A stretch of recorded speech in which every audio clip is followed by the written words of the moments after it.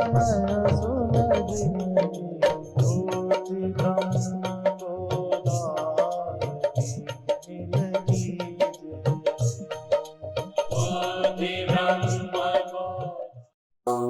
जय राम।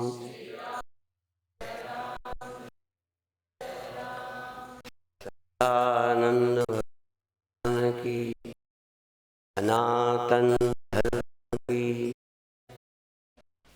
एक गुरु के अनुयायी दूसरे गुरु के अनुयायियों से भी प्यार नहीं करते और गुरु से भी नहीं प्यार करते। एक मैं सामान्य बात बताता हूँ कि जब तक कोई मैं और है उसका हम पर या तो बुरा प्रभाव पड़ता है या अच्छा पड़ता है। इसीलिए अपने ध्यान में देवी देवता गुरु भगवान लाना चाहिए, क्योंकि जिसका हम ध्यान लाएंगे हमारे मन में वैसा ही होगा। किसी चीज में आप मीठा डालते हो तो वस्तु मीठी लगने लगती है, पानी में ही सही। नमक डाल दोगे तो पानी नमकीन लगेगा। तो हम में जो भी पड़ जाता है हमारा मन वैसे ही हो जाता है। तो इस में अद्वैत कैसे देखा जाए? यदि अद्वैत दिखेगा तो मुझ में जो आएगा, मैं और आने वाला दो नहीं होने से असंग हो जाता है, अलेप हो जाता है, मुक्त हो जाता है। ये हम जब सामान्य लोग सुनते हैं मैं ब्रह्म हूं तो ये अभिमान जैसा लगता है। प्रायः सबसे सुना है कि मैं ब्रह्म मानना, मैं को ब्रह्म कहना, ये अहंकार है। और अपने को दास मानना, ये मानना अभिमान नहीं है, ऐसा प्रचलित है। पर हमारी दृष्टि से क्या है, मैं दास हूं, ये कल्याणकारी अभिमान है। अच्छा है, इससे कल्याण होता है, सुपीरियरिटी खत्म होती है। इस अहंकार से हम परेशान हैं, वो कम होता है। पर अपने को छोटा मानना बड़ा कठिन है। यदि हम छोटा माने और कोई हमें छोटा समझे, हम दुखी ना हो, इससे ऊंची क्या बात। कई बार हम अपनी जबान से छोटा कहते हैं, पर छोटा कहने के पीछे इरादा छिपा होता है कि लोग मुझे अच्छा समझेंगे। सोच लेनी, साइकोलॉजिकल बात है। जब हम अपने आप छोटा कहते हैं, पीछे बैठते हैं, हाथ जोड़ते हैं, तो सबकी निगाह में मैं बड़ा हो जाता हूं। असल में ये भी एक दांव पेच है बड़ा होने का।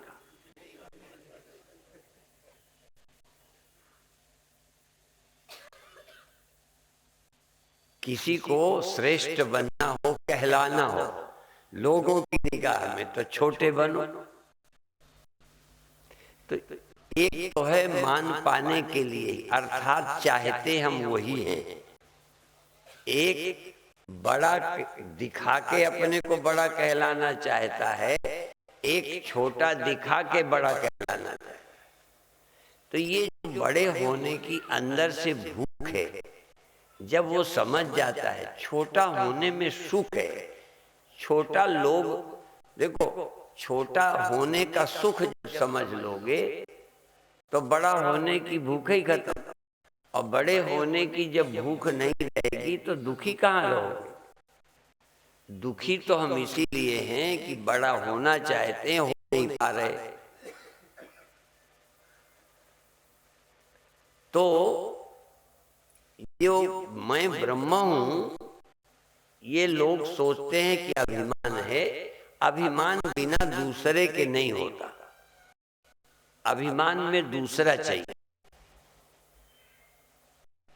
तुम्हें कभी भी जब अहंकार होगा तो दूसरे के कारण होगा। तो अद्वैत माने अहंकार की गुंजाइश नहीं। अद्वैत एक ही है, लेकिन कुछ लोगों को शंका है और कुछ कठिनाई भी है कि हम अद्वैत जब ध्यान करते हैं तब तो लगता है, पर जब हम व्यवहार में आ जाते हैं फिर द्वैत आ जाता है। तो ये शिकायत गलत नहीं है। एक समय तक ध्यान काल में अद्वैत रहेगा, व्यवहार में द्वैत हो जाएगा। अद्वैत ही नहीं, कभी कभी दुख जलन तक होने लग जाएगी। ईमानदारी से अपने अपने अंतःकरण को देखेंगे तो बड़े बड़े विचारशील लोगों को भी मान अपमान सताता है। सबसे आखिरी रोग है मान अपमान।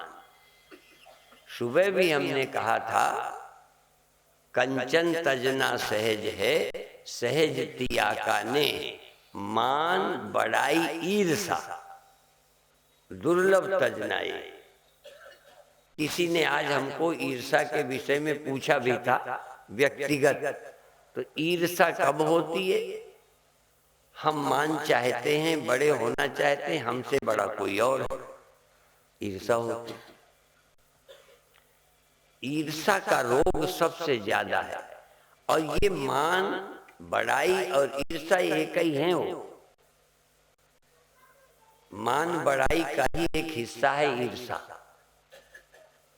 दूसरे का बड़ा होना ना अच्छा लगना, और ऐसा व्यक्ति ढूंढना मुश्किल है जिसको दूसरा बड़ा होना कभी न चुभता हो। किसी का बड़ा होना यदि तुमको नहीं चुभता तो तुम्हें तो दुख गए। यहां तक जो अच्छी चीजें हैं वो भी अंत में दुखदाई है। कई चीजें जैसे साधु बनना, ये साधु बनना कि इसी कारण से साधु बनेंगे तो अच्छाई आ जाएगी। हम किसी मजहब के अनुयायी बनेंगे तो उसके द्वारा अच्छाई आ जाएगी। अच्छाई आती भी है, पर एक बुराई आ जाती है सीमा में होते।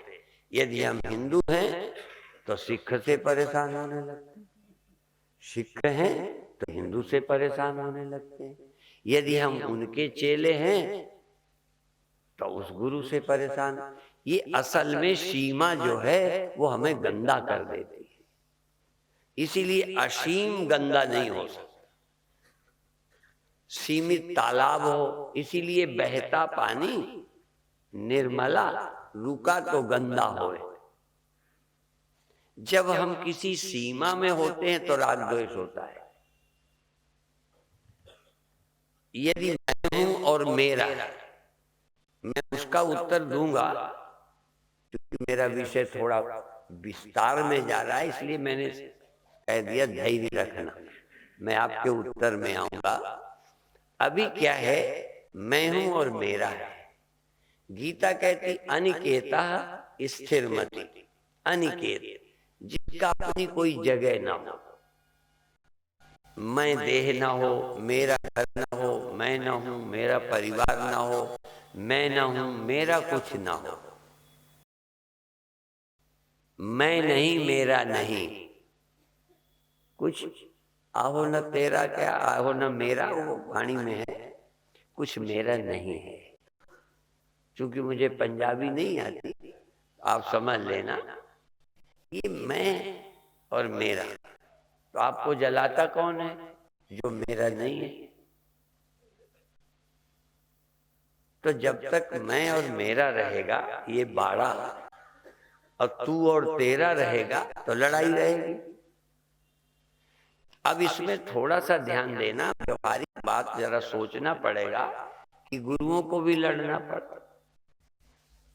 तो आप कभी मन में लाएंगे कि फिर कैसे अद्वैत रहेगा, और एक तरफ मैं और मेरा, तो ये व्यवहार में तो रहे, तुम्हारे हृदय को नुकसान पहुंचाने वाला द्वैत ना रहे। ये भी एक कठिनाई है, कैसे समझाएं। जब भगवान कहते हैं कि मुझे कुछ पाना नहीं पर फिर भी मैं काम करता हूं, सोचता है कि कामना के बिना कर्म कैसे होंगे। कुछ कमी है तभी तो हम काम कर रहे हैं। भगवान कहते हैं मुझे कोई कमी नहीं, कोई कामना नहीं, कुछ पाना नहीं, काम करता हूं। और उदाहरण देते हैं कि जनक राजा, अब देखो राजा हैं, ये एक व्यवस्था में राजा है, उन्हें राजा बनने का शौक नहीं है। जो व्यक्ति अपना कद बढ़ाने के लिए किसी पद में नहीं है, वो पद में होता हुआ मुक्त है। जो काम करता है, काम के बदले कुछ चाहता नहीं है, वो कर्म करते हुए कर्म बंधन से मुक्त है।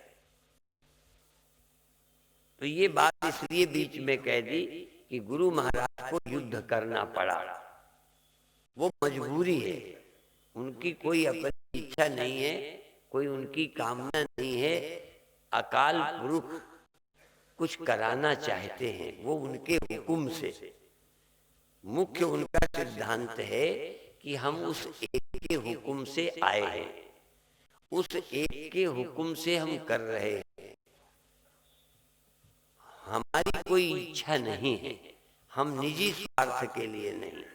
आप भी जरा सोचना शुरू करें कि आपको शरीर मिला, जवानी मिली, ये भगवान ने सृष्टि चलाने के लिए भी तुम्हें शरीर दिया है, इंद्रियां दी हैं, बंधने के लिए नहीं दी, फंसने के लिए नहीं दी। यदि इस शरीर से तुम विवाह करते हो, सृष्टि चलाते हो, मेरा तेरा नहीं बनाते, शरीर उनका, शक्ति उनकी, प्रक्रिया प्रजनन की उनकी, और बच्चे बनकर पैदा होना प्रक्रिया नेचर उनकी, मैं कौन हूं इसमें करने वाला? मेरा पुत्र मानने वाला और मैं करने वाला, मैं पिता, मैं माता, ये मेरा पुत्र क्या है? तुम कहाँ माता हो, तुम कहाँ पिता हो? व्यवहारिक माता पिता का निषेध नहीं करता, क्योंकि हमारे यहाँ दोनों बातें बहुत जोरदारी से की गई। हम एक पुत्र हैं, हमारा एक कर्तव्य पिता के लिए, आप एक पिता हैं, आपका कर्तव्य है पुत्र के लिए। ये एक व्यवहारिक है, पर धीरे धीरे ये सोचना है कि हम पिता नहीं है, पिता वो है। पिता बनने का अवसर, पिता बनाने का काम परम पिता ने किया है। माता बनने का अधिकार, माता बनने का स्वभाव, माता बनने की सामर्थ्य हमें परम माता ने दी है, जगत जननी ने दी है, जगत पिता ने दिया है। और गुरुओं ने तो माता पिता दोनों एक ही कहा है, तू ही मेरा पिता है, तू ही मेरी माता है। अब जरा ध्यान दें, यूं तो व्यवहार में हम किसी व्यक्ति की संतान हैं, कोई ऐसा नहीं सीधा भगवान से पैदा होता दिखाई पड़ा, फिर उसे पिता क्यों कहते हैं? तो ये बताइए, आपके शरीर में भूख कौन लगाता है, रस रक्त कौन बनाता है, और शरीर को कौन बढ़ाता है? तुम अपने पेट का रस बना सकती हो तो भूख लगा सकती हो, शरीर बढ़ा सकती हो। पेट में बच्चा जब बनता रहा, तुमने बनाया है, माने तुम एक परमात्मा के बनाई हुई नेचर से पिता बन गए हो। तो जिस नेचर ने तुम्हें व्यक्ति बनाया है, स्त्री बनाया है, पेट बनाया है, खून बनाया है, जवान बनाया है, उसी ने संतान बनाई है। सोचना शुरू करो तो तुम पिता हो कि वो पिता है? लगभग थोड़ा और मैं बताऊं, एक किसी की बिल्डिंग बन रही थी, वकील बहुत दिमागदार होते हैं। सुबह मैंने वकील कहा था, फिर आज वकील मुझे मिल गए तो हंसी कर रहे थे, तो मुझे फिर वकील याद आ गए। एक बिल्डिंग बन रही थी, तो एक वकील साहब निकले, कहते भाई इस मकान में आधी ईंट हमारी भी लगा दो। तो आधी ईंट दी, टुकड़ आधी, लिख लिया कि आधी ईंट लगाई। जब बिल्डिंग बन गई तो केस कर दिया कि इस मकान में आधी ईंट हमारी, समझ में? तो तुम भी उसी वकील की तरह हो, सारी सामग्री उसकी, अब बाप आप बन गए।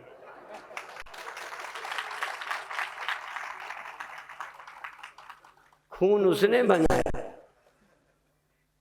भूख उसने बनाई, रस रक्त उसने बनाया, जवान उसने कर दिया। उस जवानी में इच्छा पैदा हो गई, अब बच्चे हो गए, तो बाप तुम हो गए, माँ तुम हो गए।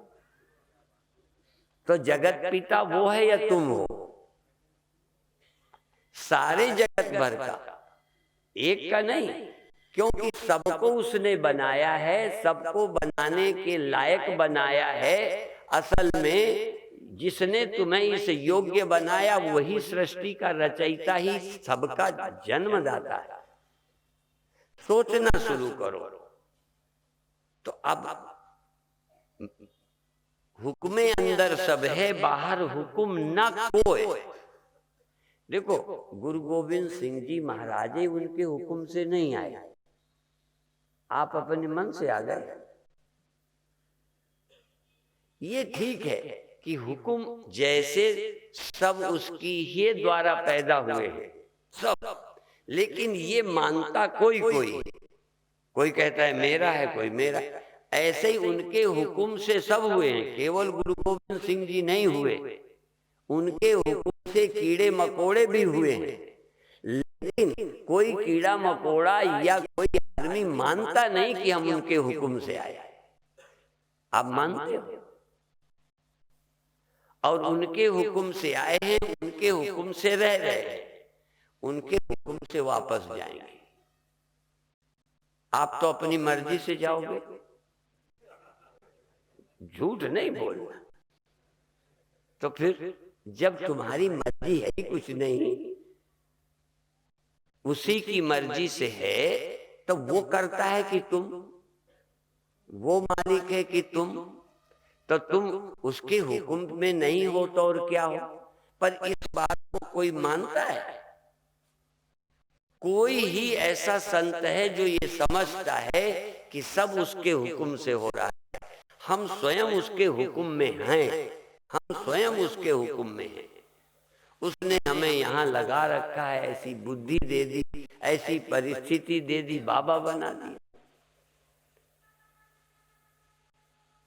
जैसे एक उम्र में सहज आदमी को शादी ब्याह प्रजनन की इच्छा हो जाती है, काम आ जाता है, जरा हर एक के मन में साधु होने का नहीं आता। इसलिए कुछ लोग खूबी समझते होंगे कि हम अपनी मर्जी से साधु बने, असल में उसने हमें जबरदस्ती बना दिया। सोचना शुरू करो तो पता चलेगा, ऐसी परिस्थिति बनाई कि महात्मा बन गए। सारी सारी चीजों का कर्ता एक ही है, एक ओंकार कर्ता पुरुष एक ही करता है। करते थी नैयायिका, नैयायिक सृष्टि के कर्ता को परमात्मा कहते हैं, या परमात्मा को ही सृष्टि का कर्ता कहते हैं, और कोई कर्ता नहीं। अब हम राजी नहीं हैं, तो जब उसके हुक्म से हुए हैं, रहते उसके हुक्म से, तो जाएंगे अपनी इच्छा से। तो अब यदि हम सचमुच भगवान को जानते हैं तो उसके हुक्म में राजी हैं। यही तो कहते हैं भक्त, हम राजी हैं उसी में, उसी का हिस्सा है ये, हम राजी हैं उसी में जिसमें तेरी रजा है। यहाँ यहाँ यूं भी वाह वाह है, और हाँ कि यूं तो वाह वाह है, यूं वाह वाह नहीं है। यहाँ यूं भी और यूं भी, ऐसा भी वाह वाह, वैसे भी वाह वाह, रहने में भी और जाने में, दोनों में वाह वाह। कि रहने में तो वाह वाह, और जाने में छाती पीटना, स्यापा। अच्छा ये बताओ, इसके लिए ध्यान लगाना, सही समझ आ जाए। देखो व्यास गद्दी से दोनों हाथ उठा के कहते हैं, हमें ध्यान अचानक लुधियाना में ही लगा, अभी नहीं, बहुत पहले, इसमें से कई जब पैदा हुए होंगे तो और इलायची गिर मंदिर में लगा। अब हम लोगों को ये भी पता नहीं वो है कहाँ, इलायची गिर मंदिर। तो ध्यान लगा, बहुत रोशनी हुई, बहुत अच्छा लगा। कल्पना भी नहीं करते थे, हमें योजना भी नहीं थी, बैठे थे, प्राणायाम किया, बस चमत्कार हो गया। फिर यहाँ एक प्रेम बैठी है, इनके यहाँ हम कपूरथले में महर्षि रमण की पुस्तक पढ़ा रहे थे। बस पढ़ाते पढ़ाते मुझे तो ये भी नहीं कि आंखें मूंद गई कि खुली थी, पर सारा धुंधला हो गया, पूरा कमरा धुंधले प्रकाश से भर गया, दिखना बंद हो गया। बस ऐसे लगता था जैसे बल्ब कभी धीमा तेज ऐसे ऐसे होता है, ऐसे मेरी आंखों में ऐसे ऐसे कुछ हो रहा था। आवाज पूरी सुनाई देती थी। माने इस तरह ध्यान के चमत्कार शुरू हुए। फिर 6 वर्ष तक मैं नहीं जानता क्रोध क्या होता है, काम क्या होता है, लोभ क्या होता है, भय क्या होता है। बड़ा शांतिमय जीवन रहा। इसलिए मैं बताता हूं कि तुम पर भी घटे तो चिंता मत करो। एक सफलता ने लगा जैसे अब कुछ करना ही नहीं। कई बार तो मेरे शिष्य मुझे कहते थे, जब इतना आप आनंद में हैं तो ये प्रवचन और ये सब इसमें छोड़ दीजिए। तो मैंने कहा कि कुछ देर प्रवचन करता हूँ, घूमता हूँ, तो बाद में ध्यान और अच्छा लगता है। जैसे कुछ देर खाने का गैप हो जाए तो खाना अच्छा लगता है, पानी का गैप हो जाए तो पानी अच्छा लगता है, यहाँ तक कामियों के काम का भी गैप हो जाए तो काम में आनंद आता है। असल में तुम चाहते हो गैप ना हो, सुख लेना है तो गैप जरूरी है, सुखी होना है तो दुख जरूरी है। तो आनंद थोड़ी देर काम करें, प्रवचन करें, सामाजिक काम करें, गौशाला, स्कूल, कहीं कुछ, अब फिर ध्यान में चले जाएं। तो कबीर साहब का वो दोहा हम पर लागू है, ठाड़े बैठे पड़े उताने, कहें कबीर हम उसी ठिकाने। हाँ, लेटे हैं, हाथ ऊपर किए, आनंद में डूबे हैं, आनंद बस, कुछ नहीं। हम उस समय ये भी नहीं जानते थे कि ये ईश्वर है कि क्या है, बस इतना है कुछ अच्छा लगता था, चेतन होते थे, मालूम सब पड़ता था, आनंद मालूम पड़ रहा। शरीर स्थिर है तो हाथ ऐसे हैं तो ऐसे, मुंह फैला है तो फैला,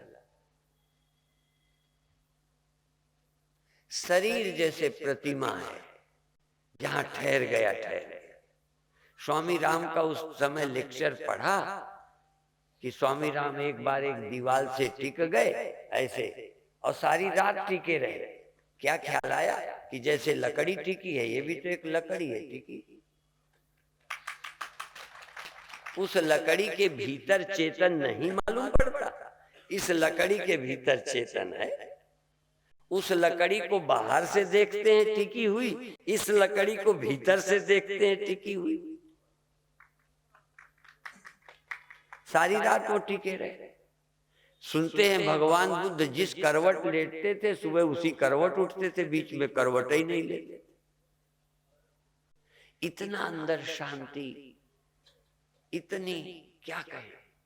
मुझे ऐसे ही एक दिल्ली में माता मिली कि स्वामी जी महाराज, मैं जिसे देखती थी भगवान और आनंद, जिसे देखूं भगवान लगे, चरणों में गिर जाऊं, देखती रह जाऊं, अब पता नहीं क्या हो गया, अब कुछ अच्छा नहीं लगता, वो सब गड़बड़ हो गया। हमारा भी धीरे धीरे वो गड़बड़ हो गया। और लोग यही शिकायत करते हैं कि पहले ऐसा होता था, पहले वैसा होता था, अब आनंद नहीं है। किसी को नाद सुनाई देता था, किसी को रोशनी होती थी तो या तो बंद हो गई, यदि बंद नहीं हुई तो कहते हैं पहले रोशनी होती थी तो आनंद आता, अब रोशनी तो है आनंद नहीं है, नाद तो है पर आनंद नहीं है। बल्कि एक ने हमको अमृतसर में वृद्ध सिख ने बताया कि नाद इतना होता रहता है कि अब मेरा तो जीवन हराम है। इतनी ध्वनि चलती है तो इतनी तेज मालूम पड़ती है, कभी कभी तो सोना मुश्किल। तो कई चीजें इसी तरह। एक दिन अभी अखबार पढ़ते आ रहे थे तो शादी की बात थी, उसमें लिखा था कि इतनी रिसर्च और इतनी स्त्रियों के अनुभव लिए गए पुरुषों के, तो कहते 3 साल के बाद शादी का आनंद गया। और कई का तो 6 महीने में तलाक की नौबत आ जाती। क्या है? और जिस शरीर को तुमने सुख समझा है, ध्यान दो, सुख समझा है, ये कहाँ रहता है और रहते हुए क्या दे रहा है? सुख तो क्षण भर देता है, दुख दिन भर देता रहता है। तो करना क्या है? घबराना नहीं सुख दुख से, सुख में आसक्त नहीं होना, क्योंकि जिसमें आसक्त हो जाओगे वही दुख देगा। देह में आसक्त हुए वो भी दुख ही देता है। किसी अनुभूति में आसक्त हो जाओगे, उस अनुभूति का इतना मुझे आकर्षण था कि उसके न रहने पर मुझे लगा मैं गिर गया। कोई अभिमान हो गया, कोई क्या हो गया, तो ये कहाँ चला गया। ये एक के साथ नहीं, हर एक के साथ होता है। और मैं ये मानता हूं कि शरीर में यदि मौत और बुढ़ापा न होती तो ये सबसे बड़ा भगवान का श्राप होता। ये तो भगवान का दिया हुआ वरदान है मौत, इसलिए मौत की याद आती है तो भगवान की तरफ मन मुड़ता है। इसीलिए लिखने वालों ने ये लिख दिया, 2 चीजों को भूल मत, जो चाहे कल्याण, नारायण एक मौत को, दूजे श्री भगवान। जिसको मृत्यु याद नहीं आती, जिसको न रहने का ख्याल नहीं आता, अपनों को छोड़कर जाना पड़ेगा, बाद में तुम्हें क्या करेंगे, ये जिसको याद नहीं आता वो कभी परमात्मा को खोज नहीं सकता। खोजने की पहली शर्त है, भगवान बुद्ध ने सत्य को खोजा, बूढ़ा देखा, बीमार देखा, हाँ मुर्दा देखा, तो ख्याल आया हम भी न रहेंगे। ख्याल ही नहीं आता। हमारे यहाँ तो व्यास ने ये कहा है, 7 आश्चर्यों की कथा तो बाद में आई है, व्यास के जमाने में ये कोई आश्चर्य नहीं थे। न ताजमहल था, न कहा कि चीन की दीवार थी, और न कोई और भी ऐसे बहुत मुझे याद नहीं है। हाँ, तो बहुत आश्चर्य हैं। तो व्यास ने कहा है सबसे बड़ा आश्चर्य है कि रोज देख रहे हैं कितने चले गए, एक्सीडेंट से बूढ़े होके जला दिए गए, बहा दिए गए, कितने अपने ही परिवारों के चले गए, फिर भी अपने रहने की योजना बन रही है। इससे बड़ा आश्चर्य कौन होगा। इतना साफ समझ में आना चाहिए कि मुझे नहीं रहना, नहीं रहना तो जाऊं कैसे, जाके क्या मेरा बनेगा, उसकी तैयारी करूं, उस पर हम सोचते ही नहीं। कितनी मूढ़ बुद्धि है। इसलिए शंकराचार्य कहते हैं, भज गोविंदम भज गोविंदम गोविंदम भज मूढ़ मते। मूढ़ मते, अय मूढ़ बुद्धि वाले, तुम बड़े विद्वान हो, डॉक्टर हो, वकील हो, इंजीनियर हो, मास्टर हो, साधु हो। मेरे गुरुदेव के अभी अभी मैं सिजई से आया तो एक संत सुबह कीर्तन कर रहे थे, जाने क्या काम काज में चतुर बड़े हो, काम काज में चतुर बड़े हो, ज्ञान तुम्हारा थोथा है, तुम कितने चतुर हो, क्या है, मूर्ख हो, क्या होगा। मैं ये नहीं कहता कि रोटी लायक भी ना रह जाओ, रहने का मकान ना हो, लेकिन यदि तुमने ये सब कर भी लिया है और फूल भी रहे हो तो क्या फर्क पड़ेगा बुढ़ापे में, मौत में? ये समझ नहीं आती। इसलिए फिर इसी तरह हो, तुम ध्यान में हो, जागृत अवस्था में हो, ध्यान रखना, रोशनी देख, फिर क्या होगा? सो जाओगे, नींद आ जाएगी, सपने आ जाएंगे, फिर कुछ हो जाएगा। देखना ये है सदा कौन रहता है, अकाल पुरुष कौन है, उसको क्यों सोचना है। और फिर अकाल पुरुष का स्मरण क्यों? ये ब्रह्मज्ञानी ब्रह्म क्यों हो जाता है? ब्रह्मविद ब्रह्म ही भवति, सोई जाने जय देव जनाई, जानत तुम्हें तुम्हें हो जाई। उसको जानने वाला वही हो जाता है। क्यों? क्योंकि वही है। यदि ये वही नहीं होता तो उसको जानकर कोई वो नहीं हो सकता। तुम गरीब हो, धनी को देखकर धनी हो जाते हो, तुम स्वस्थ को देखकर स्वस्थ हो जाते हो, सुंदर को देखकर तुम सुंदर हो जाते हो, कि अपने से सुंदर देखकर और खराब हो जाते हो? अपने से धनी देखकर धनी होते हो कि और गरीब हो जाते हो? यदि तुम अविनाशी नहीं होते, किसी दीर्घ उम्र वाले, लंबी उम्र वाले को देख करके लगता रहे हम क्या करें। लेकिन यहां सब उल्टा है। बड़े को देख के छोटे लगने लगोगे, सुंदर को देखकर असुंदर लगने लगोगे, विद्वान को देख के मूर्ख लगने लगोगे, लेकिन भगवान को देखकर तुम जीव नहीं लगोगे, ब्रह्म लगने लग जाओ। जिसने उसको देखा, मम दर्शन फल परम अनूपा, जीव पाव निज सहज स्वरूपा। उल्टा है काम। दुनिया में किसी को देखिए, छोटे को देख के जरूर बड़े लगोगे। कोई बूढ़ा है तो तुम्हें जवानी को अकड़ा जाएगी, क्यों? ठीक है। संसार का देखना और है, परमात्मा का देखना और है। तो अब परमात्मा को कैसे देखें? परमात्मा से सब हुआ है। जो दिखाई देता है वो भी हुआ है, जो देखता है जगत को जिस माध्यम से देखता है, जैसे रूप ऐसे ही नेत्र। ये वेदांत की एक प्रक्रिया है, समझाने के लिए थोड़ा जिक्र करूंगा 1 मिनट।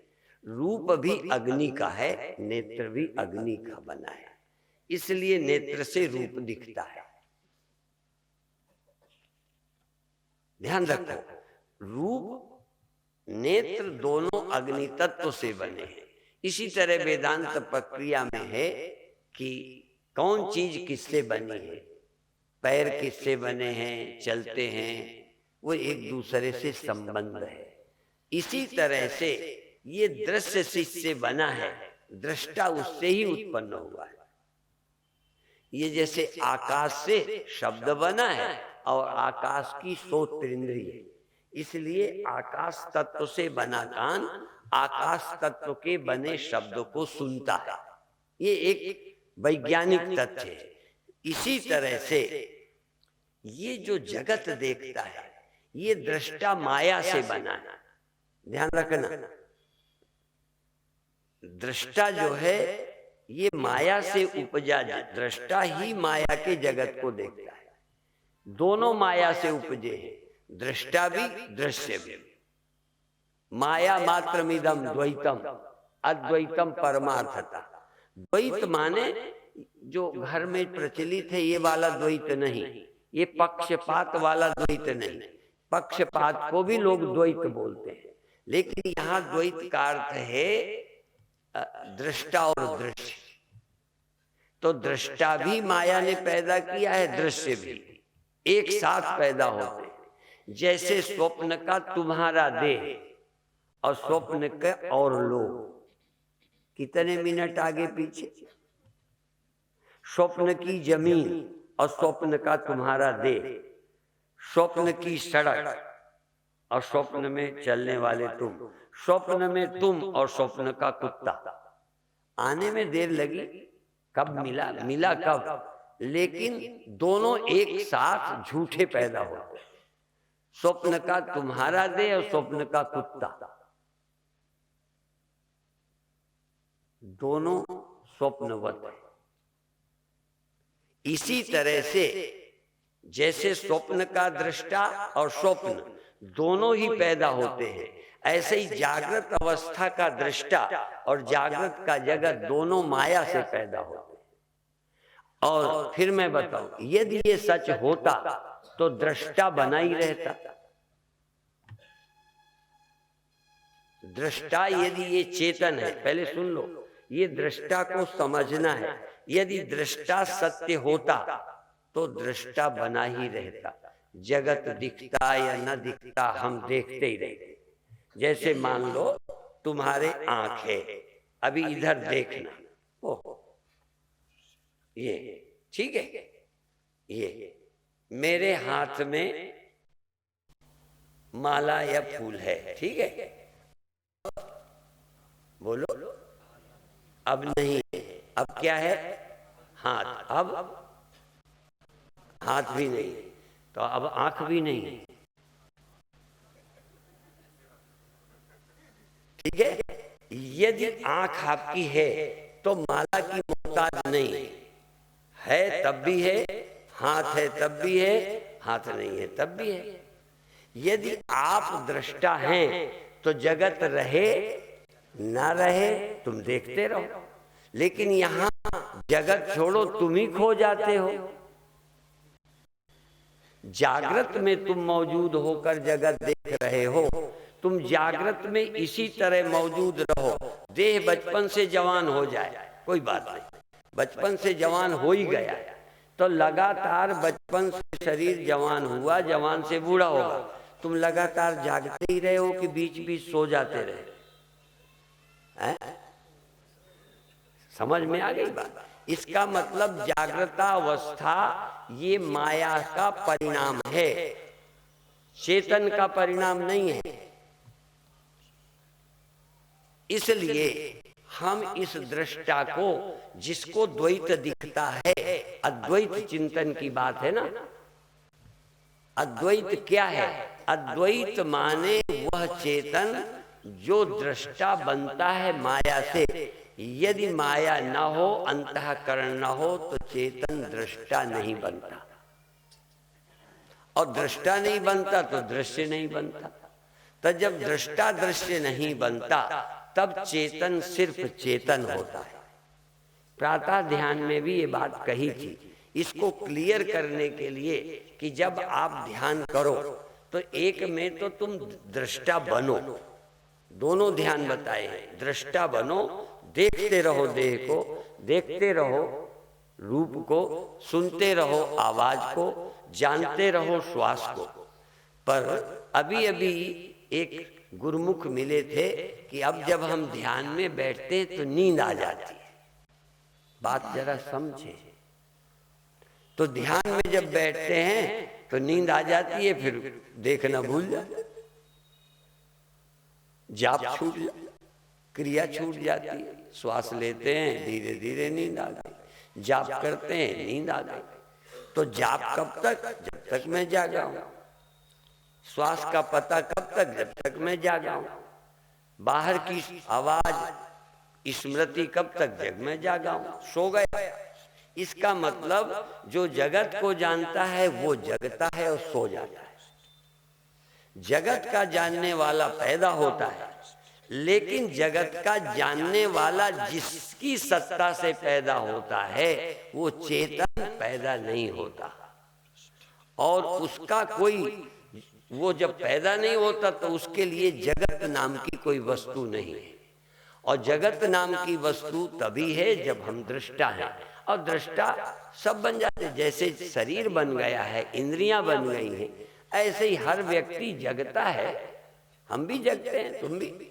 ये मत देखना कि हम में जगना नहीं, वैसे ही जैसे तुम तैसे ही हम जग जाते हैं। और देह दिखने लगता है, जग जाते हैं, संसार भासने लगता है। हमको तो नहीं भासता ना। अच्छा, ना हमको ना आप दिखाई पड़ते हो, न लुधियाना दिखाई पड़ता है, और न जगते हैं? बोलो, जगते हैं कि नहीं? अच्छा, जगते तो है, सोते नहीं। गहराई में जाना, तुम्हारी तरह हम सोते हैं। तो आखिरी में एक बात ये बतानी है, बहुत जरूरी। कई लोग कहते हैं अहंकार जाता नहीं है, और हम बताएं, अहंकार रोज हमारा मैं पैदा हो जाता है, मैं सो जाता है। पहले ये मैं हमें परेशान करती थी, ये मैं, क्योंकि मैं जगा, ये देह मेरा, और खाना पीना, ठंडी गर्मी, व्यवस्था, इस अंतःकरण से इस देह की व्यवस्था जाग के करता हूं, सोए में नहीं करता। ठीक है ना? हम तो सोए सोए ही कपड़े बदल लेते, सोए सोए खा लेते, सब काम जग के हम करते हैं, जग के तुम करते हो। मैं इसलिए बोलता हूं कि कोई ज्ञानी को मैं छोड़ नहीं रहा, अपना उदाहरण देकर मैं आपके गुरुजी का नाम नहीं लेता कि चिढ़ जाओगे, इसलिए सीधा मैं अपना नाम करता हूं। कोई दुनिया में किसी गुरु का शरीर बच्चे से जवान हुआ है और फिर बूढ़ा होता है, फिर नहीं रहता। इसी तरह कोई भी व्यक्ति जगता है, देह के साथ व्यवहार करता है, सो जाता है। राम भी जगते थे, राम भी जगकर संध्या करते थे, रात को सेवा करके गुरु जी की फिर सो जाते थे, फिर मुर्गे की आवाज सुन के उठ जाते थे बड़े सवेरे। तो सोते नहीं तो जगे कैसे? इसका मतलब जगना सोना प्रकृति का नियम है, वो सब पर लागू है। और जग जाने में देह दिखने लगना, देह की भूख लगने लगना। अच्छा, मुझे तुम्हारे पेट की भूख का पता चलता है कि इस पेट की? हम महात्मा है ना, तो तुम्हारी भूख भी मुझे दिखती। तो एक देह, देखो, दृष्टा एक देह का है, अलग अलग देहों का अलग अलग दृष्टा है, पर अलग अलग दृष्टा होने पर चेतन अलग अलग नहीं। वो चेतन, अब ये कैसे मैं समझाऊंगा, क्योंकि एक चेतन है, वही बुद्धि द्वारा दृष्टा बनता है। जैसे एक ही चेतन कान द्वारा श्रोता है। एक तुम कान द्वारा क्या करते हो? अच्छा, देखने के लिए कान ऐसे करते हो, फिर क्या करते हो? तुम ही आंख द्वारा देखते हो, कान द्वारा सुनते हो। अब फूल सूंघने के लिए कहाँ लगाते हो? अच्छा, महात्मा क्या करते? अच्छा, अब खाने लायक है कि नहीं, कैसा है? फिर पहले नाक में देखो, एक एक इंद्रिय से एक एक तरह का ज्ञान करते हो, पर ज्ञाता कितने? एक। ज्ञाता एक, ज्ञान पांच। पांच इंद्रियां, पांच विषय को पांच ज्ञान से जाने, पर एक ज्ञान ही निश्चय। मैं सब तारों का तार हूं, जिस करके सब संसारा, सोई मैं ब्रह्म अपार हूं। अब देखो, यहां तो पांच ज्ञानों में एक ज्ञाता है। अब मैं ज्ञाता बहुत हैं, अब है झंझट। ज्ञाता हजारों करोड़ों हैं, तुम ज्ञाता हो कि नहीं? देह के, दुख के, भूख के, बोलो, मैं ज्ञाता हूं कि नहीं? ज्ञाता हजारों हैं, करोड़ों हैं, और ज्ञान एक ही है। एक ही ज्ञान बुद्धि से मिलकर ज्ञाता। जैसे एक ही बिजली अनेक बल्बों में अनेक कलर की रोशनी बन गई है। वो बिजली कितनी? एक। और रोशनियां कितनी? तो ज्ञाता बहुत हैं, पर चेतन एक। और वो तुम ज्ञाता हो, ये माया है, तुम चेतन हो, ये सही समझ। तुम अपने को ज्ञाता मानते हो या देह मानते हो, दृष्टा मानते हो या देह मानते हो, अपने को अभी चेतन नहीं जानते। चेतन माने ब्रह्म या समान चेतन, दृष्टा भी नहीं दृश्य भी नहीं, विशेष चेतन दृष्टा है, विशेष बिजली प्रकाश है, समान बिजली प्रकाश नहीं है। समान बिजली प्रकाश नहीं है, प्रकाश तो विशेष है। यंत्र युक्त बिजली रोशनी बन गई, यंत्र रहित बिजली है पर वो प्रकाश नहीं है, प्रकाशक नहीं है, है। ऐसे ही तुम न जगत के प्रकाशक हो न जगत प्रकाश्य है, तुम सदा चेतन हो। तो तुम अपने को चेतन, पहले तो देह मानते हो, पहली भूल। फिर दृष्टा मानते हो, बड़े बड़े साधना वाले तुम्हें दृष्टा ही बनाते हैं। मैं इसलिए सबकी तरफ देख के बोलता हूं, और मैं भी तुम्हें दृष्टा होने की प्रेरणा दूंगा, क्योंकि दृश्य से तादाद में तोड़ने के लिए तुम्हें दृष्टा होना है। पर दृष्टा भी सदा तो रहता नहीं, इसीलिए तुम्हारे अंदर संशय होता है कि फिर हम दृष्टा नहीं रहते, हम हमेशा दृष्टा नहीं रह पाते, हमेशा जागे नहीं रह पाते। कोई हमेशा जागा रहता हो तो बताए। और कई लोग कहते हैं तो थ्योरी है कि हमेशा हम जागे रहते हैं, प्रैक्टिकल में तो हम हमेशा जागे। और हम कहते हैं कि सच बता दें, ये जागना सोना यही इल्यूजन है, हम कभी सोते ही नहीं, हम कभी जगते ही नहीं। अब पर जैसे देह का अभिमान तुम नहीं छोड़ते, ऐसे ही कई अंतःकरण के स्वभाव को अपने साथ जोड़कर मैं जानने वाला हूं, मैं देखने वाला हूं, मुझे सब पता चलता है। हाँ, पता मुझी को चलता है पर मन के थ्रू। ये भी क्लियर कर दूं, कल मैंने बताया कि यदि मैं शीशा लगा लूं ऐसे ऐसे, अभी मुझे तुम दिख रहे हो, और मैं शीशा लगा लूं तो मुझे पीछे की दीवार और ये आसन दिखने लगेगा। अभी मुझे नहीं पता, शीशा हो तो बता दूंगा क्या है, नहीं मुड़ के बताऊंगा, ठीक है ना। पर हमको मना है मुड़ मुड़ के ना देख, ठीक है। तो हमें मुड़ के नहीं देखना। तो अब हम क्या कहते हैं, शीशा लगाया तो बिना मुड़े हमें पीछा दिख गया, तो दिखा भी मुझे कि शीशे को दिखा। हाँ, शीशे से दिखा पर दिखा मुझे। इसलिए भी कह सकता हूं दृष्टा मैं ही हूं, अंतःकरण दृष्टा नहीं है। और इसीलिए दृष्टा अनेक नहीं है। हाँ, दो बातें समझना है। जैसे मैंने कहा पिछली दीवार मुझी को दिखी, शीशा हटाने पे नहीं दिखी, फिर भी दृष्टा मैं ही हूं, शीशा नहीं है। इसी तरह जगत मुझे ही दिखा पर मन बुद्धि आने पर, और जगत नहीं दिखा मन बुद्धि जाने पर दृष्टा बुद्धि नहीं है, दृष्टा मैं हूं। पर मैं ऐसा दृष्टा हूं कि मैं ऐसा दृष्टा हूं कि शीशा होगा तो पीछे दिखेगा, नहीं तो पीछे नहीं दिखेगा। तो जगत दिखेगा तो बुद्धि के द्वारा, और जगत नहीं दिखेगा तो बुद्धि के नहीं होने से नहीं दिखेगा। पर मैं दृष्टा तब भी हूं। क्या आप मानोगे कि जब जगत नहीं दिखता तब भी आप दृष्टा हो? एक। और दूसरा भ्रम, अनेक दृष्टा नहीं है, अनेक अंतःकरण है। जैसे 5 ज्ञानेंद्रियां हैं, दृष्टा एक, ऐसे ही अंतःकरण अनेक होने से दृष्टा अनेक लगते हैं, पर दृष्टा एक ही है और वो परमात्मा है।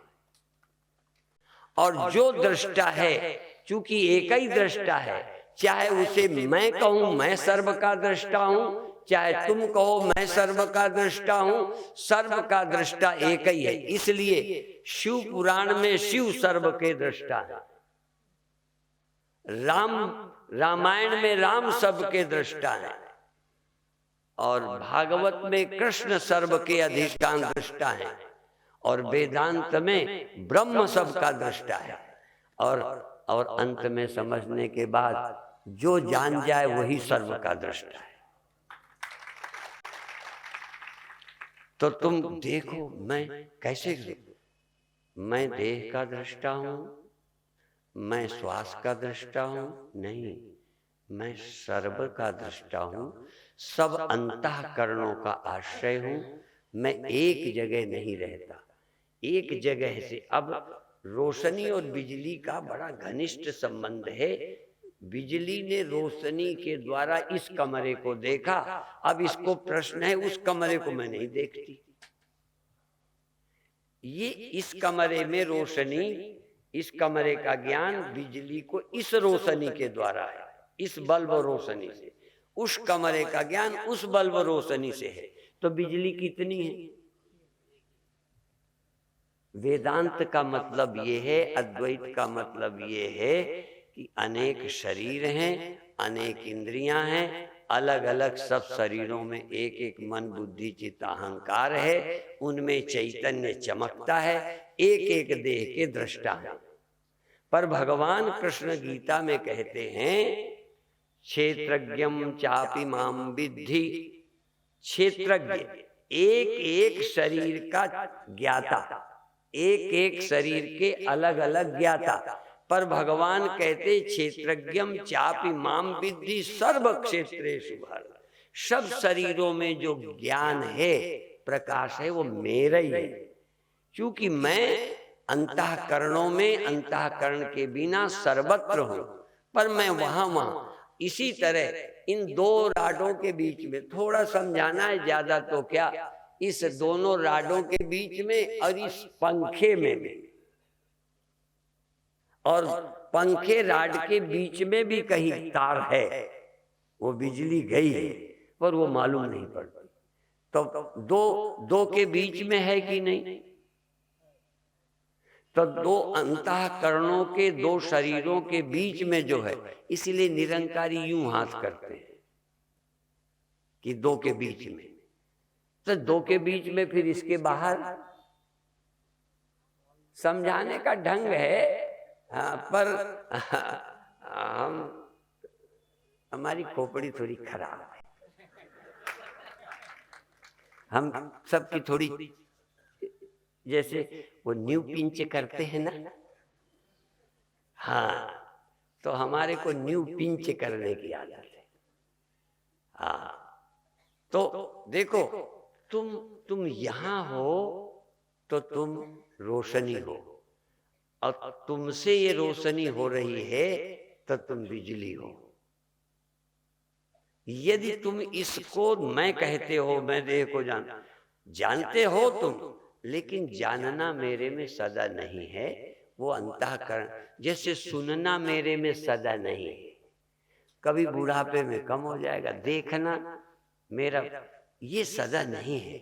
इसी तरह से जगत का जानना सदा नहीं है, पर मैं सदा हूं, ये ध्यान रखना। और जानना यहां से सब जगह जानना नहीं है, वहां से भी सब जगह जानना नहीं है।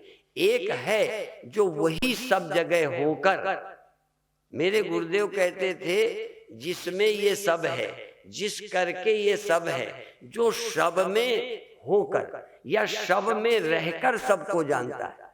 वो ये नहीं कहते थे यहां रहकर सबको जानता है। तुम क्या सोचते हो, यहां से सब कुछ जानूं तब मैं ब्रह्म होऊंगा? बिजली ये सोचती है कि इस बल्ब से जब सारी दुनिया में प्रकाश करूं, इस बल्ब से, कमरे वाले से, तब मैं बिजली हूं। तू बिजली है, इसीलिए एक बल्ब से नहीं प्रकाशती, हर बल्ब से तू ही प्रकाश रही।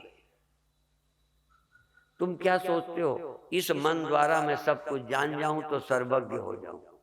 हम ये कहते हैं तुम ही हर शरीर में रह रहे हो। भगवान यही तो कहते हैं मैं सब में हूं। भगवान से भी यदि अर्जुन की जगह मैं होता तो पूछता, यदि सब जगह हो तो बताओ उसके मन में क्या है?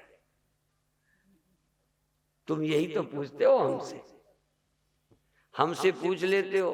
अर्जुन नहीं पूछा भगवान से, एक आध प्रश्न किए। जब उन्होंने कहा कि ये ज्ञान पहले मैंने सूर्य को दिया था, वही वैवस्वत मनु को दिया था, फलाने को दिया था, तो कहते तुम तो अभी इतने वर्षों से यहाँ हो, वो तो बहुत पहले, तब कैसे दिया था?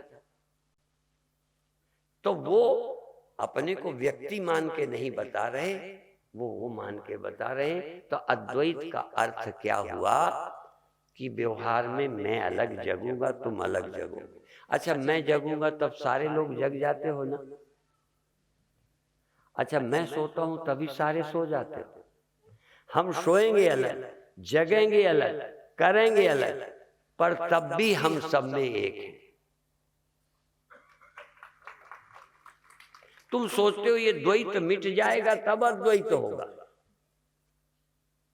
अद्वैत का मतलब है सब अलग अलग देह, अलग अलग जगना, अलग अलग देह के अभिमान। पर इस बात को इस अंतःकरण से मैंने समझ लिया, इसलिए मेरा भ्रम चला गया। मैंने देखा मैं सर्वत्र हूं, मैं ही यहाँ चमक रहा हूं, मैं ही और जगह चमक रहा हूं, पर यहाँ के द्वारा, इन आंखों के द्वारा मैं तुम्हें देखता हूं, उन आंखों के द्वारा तुम देखते हो, पर तुमको देखने की सामर्थ्य देने वाला, उनको देखने की सामर्थ्य देने वाला चेतन एक है। और तुम फिर बताओ, यदि तुम मानते हो कि हमें जलने वाले मैं को मैं मानेंगे, हम बिजली को या उस चेतन को मैं नहीं मानते, आखिरी बात है ये। उस ब्रह्म को हम मैं नहीं मानते, हम तो इसी को मैं मानते हैं, क्योंकि हम इसे देखते हैं। अब मैं ये पूछूंगा कि जब जागृत अवस्था चली जाती है, ये बल्ब जैसे खूब जल रहा था, अब थोड़ा जल रहा है, तो थोड़ा जलने में कौन है जो थोड़ा जलने में मौजूद है और ज्यादा जलने में? इस तरह से, अर्थात बिजली न होती तो थोड़ा जलता, अच्छा बुझ गया और फिर जल गया, थोड़ी देर बुझा रहा फिर जल गया, तो बुझा रहा तब बिजली मौजूद बनी रही और फिर जल गया, तो फिर तो बिजली जलने पर हुई कि बुझे में भी थी? यद्यपि बिजली दोनों तरह से देखी है, रहते हुए भी बुझी देखी है और चले जाने पर भी बुझी देखी है, पर चले जाने में सब बल्ब बुझ जाते हैं और सोने में एक बल्ब बुझा हो, एक जल रहा हो। यदि ऐसा हो ना, किसी के घर में लाइट चली जावे, लाइट न रहे, लाइट बुझ जाए, तो तुरंत लोग पड़ोसी का मकान देखते हैं। क्यों देखते हैं? कि पड़ोसी का जल रहा होगा, इसका मतलब बिजली है, हमारे बल्ब में ही कोई गड़बड़ है। ठीक है ना? तो यदि कोई पड़ोसी जिंदा है तो तुम्हारा बल्ब ही फ्यूज है, बस समझो। समझ में आया? कोई एक जग रहा है, एक सोया है, इसका मतलब ब्रह्म कहीं गैर हाजिर नहीं है। इसलिए ब्रह्म था, है, रहेगा। कोई मरे कोई जीवे, कबीरा घोर बतासा पीवे। हाँ, ये जलना बुझना तुम उस सत्य को मैं रूप से जान लोगे, इससे मेरा मैं का अभिमान कम हो जाएगा, तो जलना बुझना तुम्हें अपनी मौत नहीं लगेगी। इसलिए कौन मुआ रे कौन मुआ, साधो करो विचार, विचार करो कौन मरता है। असल में हम मरना जीना अज्ञान से मानते हैं, अर्थात जब तक अपने को ब्रह्म नहीं जानते तभी तक हम इंडिविजुअल एग्जिस्टेंस को मैं मानकर जन्म मरण और अनेकता की भेद की अग्नि में जल रहे हैं। बाकी ये सब अलग अलग जलेंगे बुझेंगे, फिर भी तुम सबके अधिष्ठान अपने को देखो। इतनी दुनिया थी, कृष्ण अपने को कहते हैं सब मुझसे हुआ है। ऐसे ही कोई ब्रह्म ज्ञानी देखता है सब मुझसे हुआ है। तुम्हें ब्रह्म ज्ञान होगा तो तुम भी व्यक्ति बनकर जो अधूरे हो, भलाने हो, हीन हो, पापी हो या कम हो या अज्ञानी हो या जीव हो, ये सब भ्रांति चली जाएगी। इसलिए ब्रह्म ज्ञान की आवश्यकता है। बाकी चर्चा कल प्रातः फिर करेंगे। ओम शांति शांति शांति।